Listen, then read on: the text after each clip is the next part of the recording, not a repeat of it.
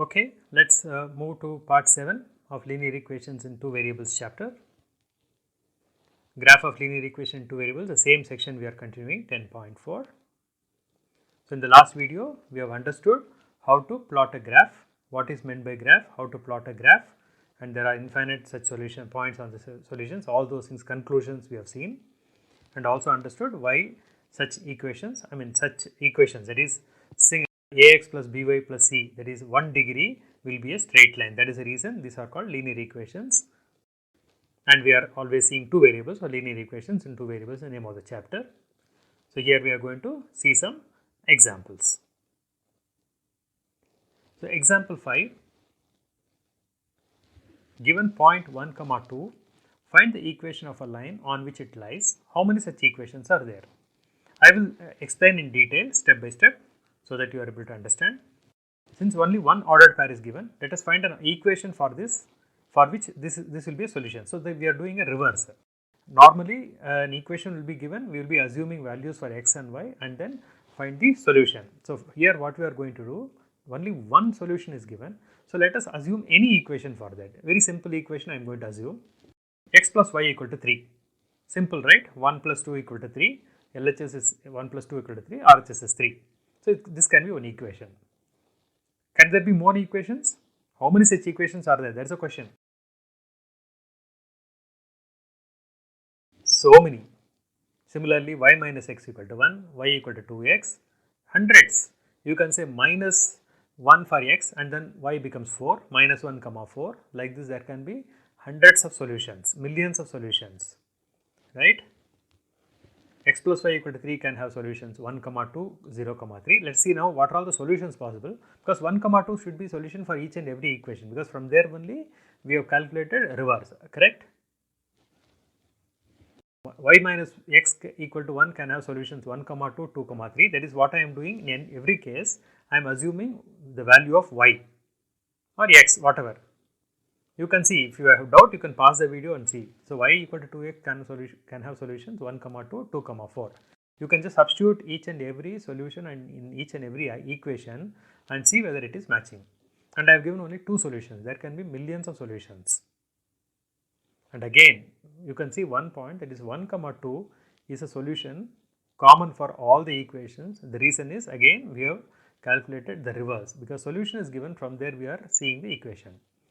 Let us now see the next page, we are going to see a graph.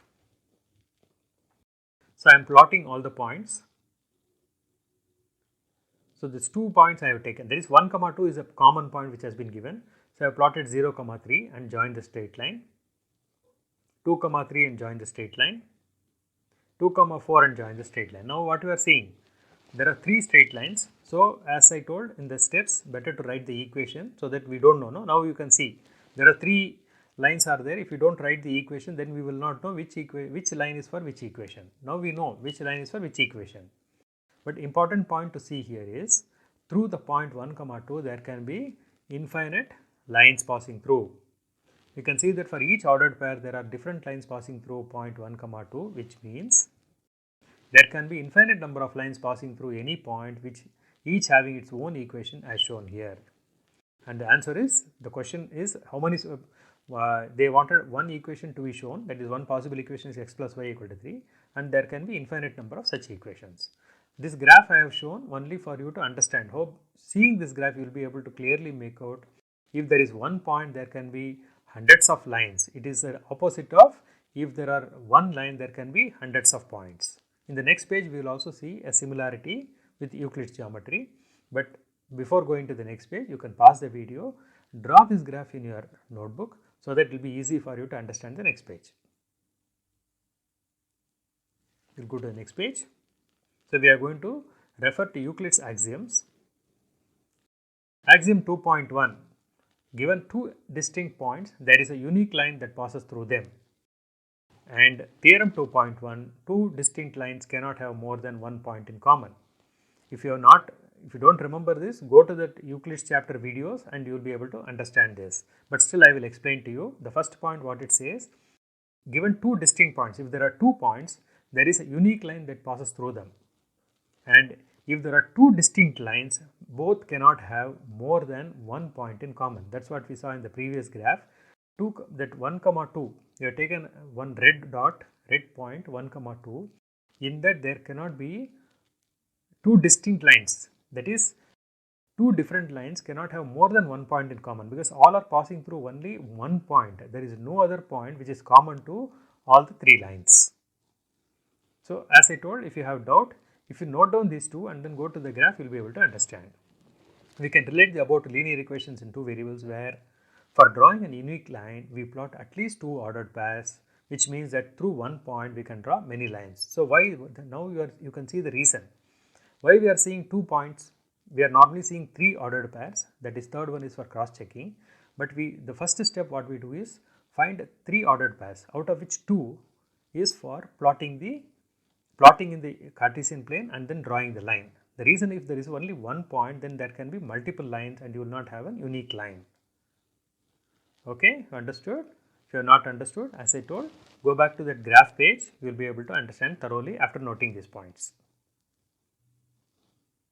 Now we will move to the next page.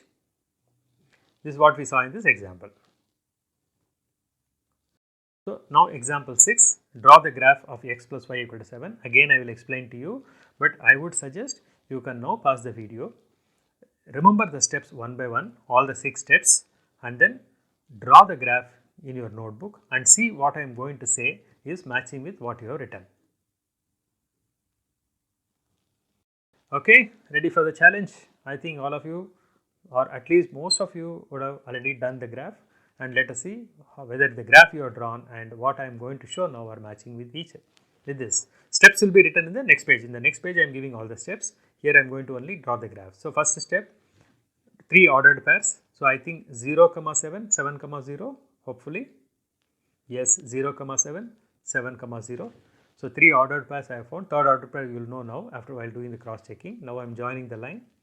The table also I have made in the next page. Since this third step I have drawn the line. Fourth step I am writing the equation. Fifth step I am plotting this is just I am showing for your example. So I have taken x equal to 3, y equal to 4, 3 comma 4. Yes, it is falling on the line. I have just drawn this blue line for you to understand better.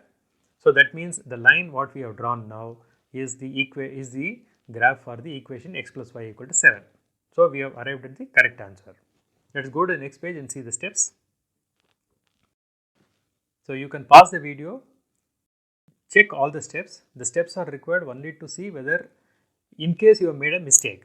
Otherwise, if you have got the graph correctly, your steps also will be correct.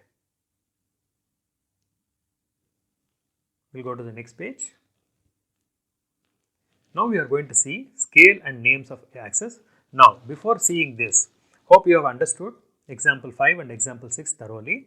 Example 5 is just to have some understanding for linear equations, but example 6 is what is the stepwise drawing the graph, how to draw the graph I have given stepwise.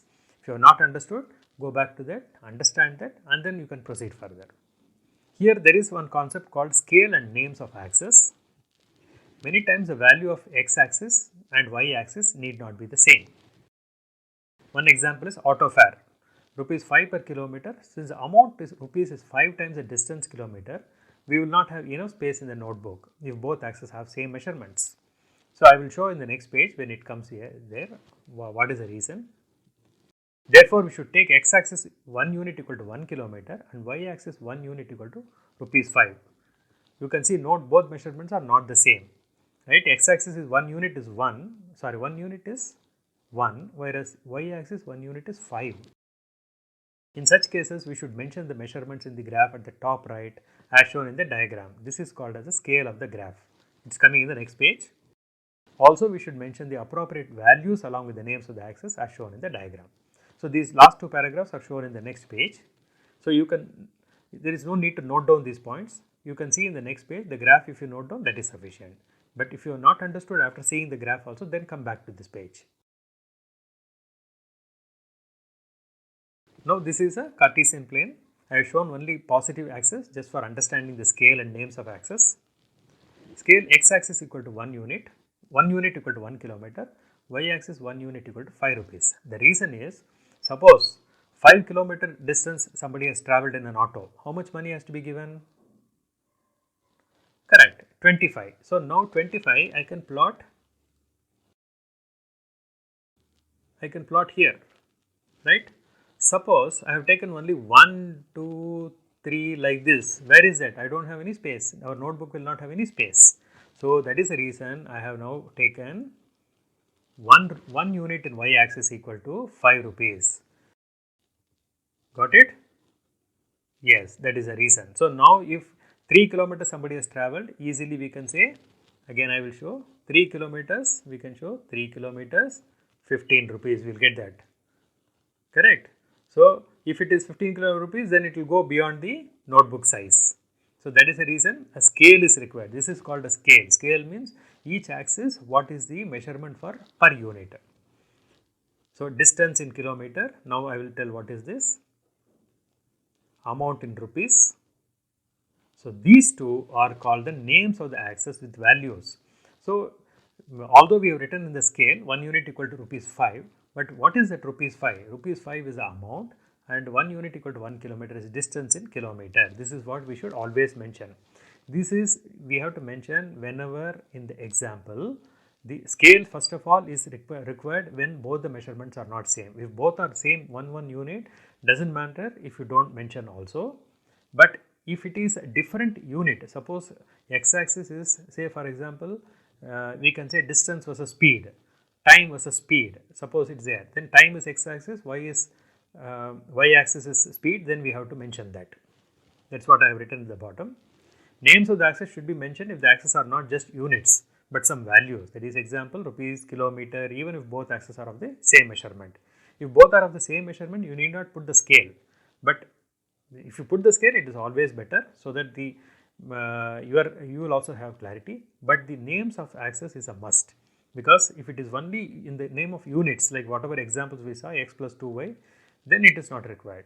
But if it comes to, as I told, speed, distance, anything other than just units, then you should mention the name of the axis, and the scale also it is better to mention. So you can pause the video, note down these points, and then go to the next page. So in this video, we practice examples even better. So now I think all of you have understood that through a point, infinite number of lines are possible. That is what we saw in one of those examples, and hence to draw a unique line, 2 points are required. And related to this to Euclid's geometry, we also learned scale and names of axes. And in the next video, practice some more examples to understand graph of linear equations in 2 variables even better.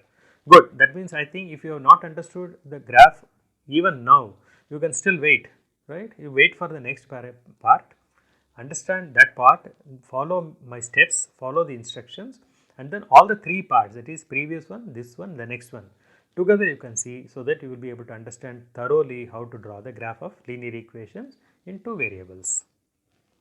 So some questions are there. You can see here for question number 4, I have given a hint. You see the scale is being used here. You read the hint and then solve the question. It is easy one only. All of you may be knowing also, if you travel in an auto, how to pay the fare, but still I have given the hint. And I am not sure next page any question is there?